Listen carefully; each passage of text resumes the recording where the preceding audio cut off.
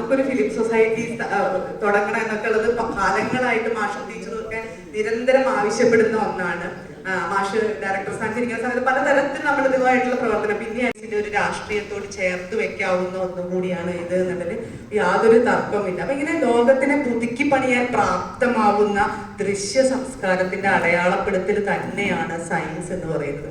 അപ്പൊ ആ ദൃശ്യ സംസ്കാരത്തെ ചേർത്ത് പിടിക്കുക എന്ന് പറയുന്നത് ഒരു പക്ഷേ ഞങ്ങളുടെ സർവകലാശാലയിലെ ഈ ഡിപ്പാർട്ട്മെന്റിന്റെ ഒരു ഉത്തരവാദിത്വം കൂടിയാണ്, വലിയ ഉത്തരവാദിത്വം കൂടിയാണ്. അതുകൊണ്ട് നമ്മുടെ ഒരു അതുകൊണ്ട് ഇവിടെ ഇങ്ങനെ ചേർന്നിരിക്കുന്നതിലുള്ള ഒരു സന്തോഷം മുമ്പ് തൊട്ടേ ഞങ്ങളുടെ ഡിപ്പാർട്ട്മെന്റിലെ സുധീർ മാഷുണ്ട്, വിദ്യ ടീച്ചറുണ്ട്, ഷെരീഫ് സാറുണ്ട്. അപ്പം നമ്മൾ ആദ്യം മുതലേ പറയാറുള്ളതാണ്, പിന്നെ പുറത്ത് ഫിലിം സൊസൈറ്റിയുമായിട്ട് നമുക്ക് ബന്ധം, പുറത്ത് പ്രത്യേകിച്ച് ഈ തിരൂരിന്റെ പ്രദേശത്ത് ഉള്ള ആളുകൾക്ക് ഇവിടെ നല്ലൊരു തിയേറ്റർ ഉണ്ട് നമുക്ക്. അപ്പോൾ ആഴ്ചയിൽ ഒരു മാസത്തിലൊരു പിന്നെ സിനിമയെങ്കിലും തിരൂരിലുള്ള ആളുകൾക്ക് വേണ്ടി നമ്മൾ ഇടണമെന്നും, അതുപോലെ തന്നെ നമുക്കൊരു ഫിലിം സൊസൈറ്റി തുടങ്ങണം എന്നൊക്കെ ഉള്ളത് കാലങ്ങളായിട്ട് മാഷും ടീച്ചറും ഒക്കെ നിരന്തരം ആവശ്യപ്പെടുന്ന ഒന്നാണ്. മാഷ് ഡയറക്ടർ സ്ഥാനത്തിരിക്കുന്ന സമയത്ത് പലതരത്തിൽ നമ്മൾ ഇതുമായിട്ടുള്ള പ്രവർത്തനം, പിന്നെയാണ് നമ്മൾ ജ്വാല ഫിലിം സൊസൈറ്റി ആയിട്ട് ഒരു MOU ഉണ്ടാക്കാൻ നമ്മൾ തീരുമാനമായിട്ടുണ്ട്. അതിന്റെ ഭാഗമായിട്ട് നമ്മൾ പെൺമ പോലുള്ള ഫെസ്റ്റിവലുകളിലൂടെ സംഘടിപ്പിച്ചു. KSFDC ചെയ്ത 4 സിനിമകൾ പ്രദർശിപ്പിച്ചുകൊണ്ട് പെൺമ എന്ന് പറയുന്ന ഒരു ഫെസ്റ്റിവൽ നമ്മൾ ജ്വാല ഫിലിം സൊസൈറ്റിയുമായി ചേർന്ന് നടന്നു. അപ്പൊ അന്ന് ജ്വാല ഫിലിം സൊസൈറ്റിയുമായി ചേർന്ന് ഫെസ്റ്റിവൽ നടത്തിയപ്പോൾ ഉണ്ടായ വലിയൊരു സന്തോഷം എന്ന് പറയുന്നത്, കാലങ്ങളായി സിനിമാ പ്രവർത്തകരായി അല്ലെങ്കിൽ സംസാരിക്കുന്നവർക്ക് വേണ്ടി സംസാരിക്കുന്ന, ശബ്ദമുയർത്തുന്ന ദൃശ്യ സംസ്കാരത്തെ കുറിച്ച് അറിയുന്ന ആളുകളുമായി സംവദിക്കാൻ അവസരം കിട്ടി എന്ന് പറയുന്നത് ഞങ്ങളുടെ വിദ്യാർത്ഥികളെ സംബന്ധിച്ചൊരു വലിയ കാര്യമായിരുന്നു. കാരണം അവരൊരു പക്ഷെ ഇപ്പൊ നെറ്റ്ഫ്ലിക്സ് ആണെങ്കിലും ആമസോൺ പ്രൈം ആണെങ്കിലും അത്തരം മാധ്യമങ്ങളിലൂടെ സിനിമ കാണുമ്പോൾ മുമ്പ് എത്ര പേര് പിന്നെ സബ്സ്ക്രൈബ് ചെയ്യുന്നതെന്ന് അറിയില്ല. പക്ഷെ ഈ പോപ്പുലർ എന്ന് പറയുന്ന അല്ലെങ്കിൽ മെയിൻ സ്ട്രീമിൽ വരുമ്പോൾ എന്ത് തിരഞ്ഞെടുക്കണം എന്നറിയാത്ത ഒരു സാഹചര്യത്തിൽ ഒരുപാട് കണ്ടന്റുകൾ കടന്നു വരുന്ന ഒരു സമയത്ത് സിനിമയെ കുറിച്ചുള്ള സൂക്ഷ്മമായ നിരീക്ഷണങ്ങൾ ഒരുപക്ഷെ അനുഭവത്തിന്റെ വെളിച്ചത്ത് നിന്ന് പറഞ്ഞു കേൾക്കുമ്പോൾ, അപ്പൊ അന്ന് പെൺമയുടെ സമയത്ത് നമുക്ക് സജീവമായ ഓപ്പൺ ഫോറമാണ് ഉണ്ടായത്. അന്ന് ഉണ്ണേട്ടനൊക്കെ അറിയാം, ഇവിടെ എല്ലാ ആളുകളും ഓരോ ഓപ്പൺ ഫോറത്തിന് നിറയെ കുട്ടികളും അതോടൊപ്പം ഡിസ്കഷൻ സജീവമായിരുന്നു. ഇപ്പൊ ജ്വാലയുടെ പ്രവർത്തകർ അന്ന് സജീവമായി വിദ്യാർത്ഥികളോടൊപ്പം ഓപ്പൺ ഫോറത്തിലൊക്കെ പങ്കെടുത്തു.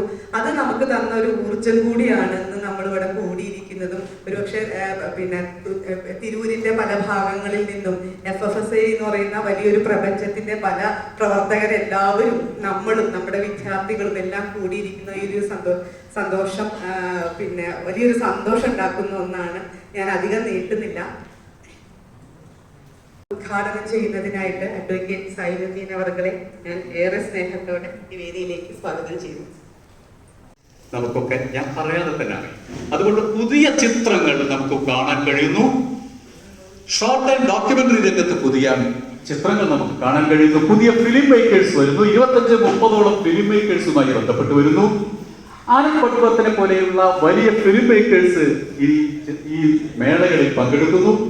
ഇങ്ങനെ വൈവിധ്യമാർന്ന രീതിയിൽ ഫിലിം മേക്കേഴ്സിന്റെ പങ്കാളിത്തം, പുതിയ ചിത്രങ്ങളുടെ വരവ്, കാണൽ എല്ലാം കൂടി ഒരു നല്ല സാംസ്കാരിക അന്തരീക്ഷം ഈ കോളേജിലൂടെ വെട്ടപ്രദേശത്തും തിരൂർ പ്രദേശത്തുമുള്ള സാംസ്കാരിക പ്രവർത്തകർക്കും സിനിമാ പ്രേമികൾക്കും ഉണ്ടാകാൻ പോവുകയാണ് എന്നതാണ് സയൻസിന്റെ ഒരു ഫലമായി നമ്മൾ പ്രതീക്ഷിക്കുന്നത്.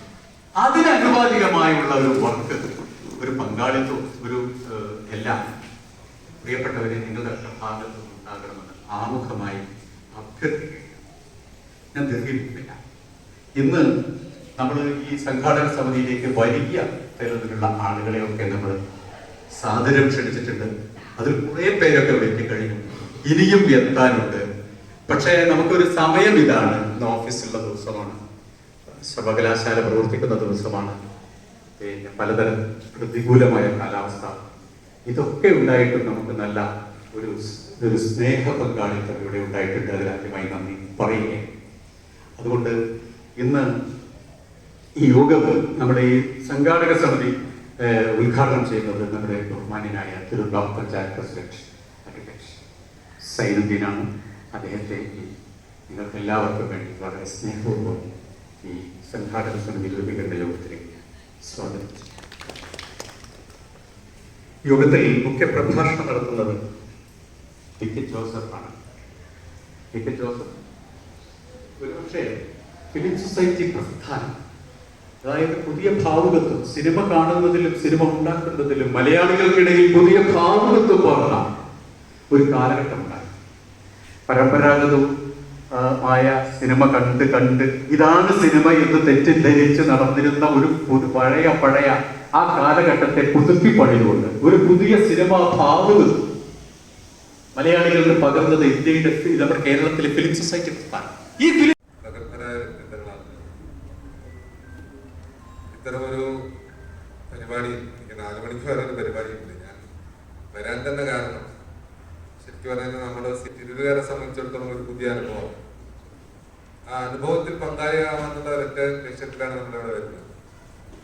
തീർച്ചയായിട്ടും ഇവിടെ ഉണ്ണിയേട്ടനും അതോടൊപ്പം തന്നെ നമ്മുടെ അധ്യക്ഷനും എല്ലാം സൂചിപ്പിച്ചപ്പോഴാണ് ഇതിന്റെ പ്രാധാന്യം നമുക്ക് ഇത്ര ഉണ്ട് എന്ന് മനസ്സിലാവും. അതോടൊപ്പം തന്നെ ഞാൻ ഈ ബ്രോഷർ വായിച്ചപ്പോൾ നമ്മുടെ ചെറിയ സിനിമാസ്വാദകർ എന്നുള്ള നിലയ്ക്ക് നമ്മളതിലേക്ക് പോകുമ്പോൾ ഇതിന്റെ ഈ ഫെസ്റ്റിവലിന്റെ പഴയ ജൂറി ആരായിരുന്നു എന്നറിയുമ്പോഴാണ് ഇതിന്റെ ഒരു നിലവാരം എത്ര ഉണ്ട് എന്ന് നമുക്ക് മനസ്സിലാക്കും. നേരത്തെ നമുക്കത് കേൾക്കുമ്പോൾ ഒരു എല്ലാ അർത്ഥത്തിലും സഹായിക്കാൻ ഉണ്ടാകും. അത് മാത്രമാണ് നമുക്കിവിടെ ചെയ്യാനുള്ളത്. ആ സഹായം ഉണ്ടാക്കുമെന്ന് തിരൂരിലെ പൗരാവലിക്ക് വേണ്ടി ഇതിന്റെ സംഘാടകർക്ക് ഉറപ്പ് നൽകിക്കൊണ്ട് ഈ ചടങ്ങ് അധ്യക്ഷങ്ങളൊക്കെ തന്നെ സയൻസിന്റെ പ്രാധാന്യത്തെ കുറിച്ച് പറയുന്നത്.